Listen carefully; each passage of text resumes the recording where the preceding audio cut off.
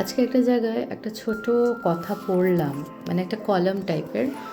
তো পড়ে খুব না ভেতরটায় মনে হলো সত্যি কথাগুলো একেবারে লেগে গেল, মানে একেবারে প্রমিনেন্ট মনে হলো। এইটাই আমাদের মা, কাকিমা, জেঠিমা, শাশুড়ি মা, তাদের সাথেও হয়েছে, হয়তো আমাদের সাথেও এটাই হবে। আমাদের মেয়েদের সাথেই এসব ঘটনা ঘটে থাকে। তাই এই কথাটা মানে আপনাদের সাথেও শেয়ার করতে চাই। কলামটি: সংসার হয়ে গেলে একটি মেয়ে সব থেকে বেশি কি হারায় জানেন? যত্ন। কেউ তাকে ভাত বেড়ে দেবে, সেই যত্ন। কেউ তার কথা শুনবে, সেই যত্ন। তার ছোট্টখাট্ট স্যাক্রিফাইসের কথা কেউ মনে রাখবে? প্রচণ্ড ক্লান্তিতে কেউ তাকে একটু ছুটি দেবে, সেই যত্ন। অত্যন্ত কিছু প্রশংসার কথাও কেউ কি কিছু বলবে?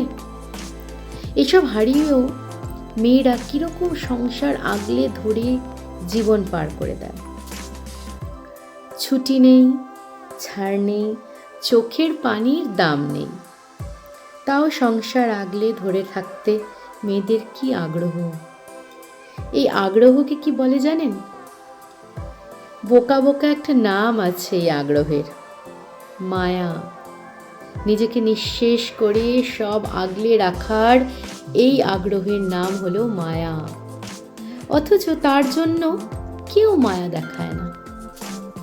সত্যি এটাই এই সংসারের মানে একটা বাস্তব কথা।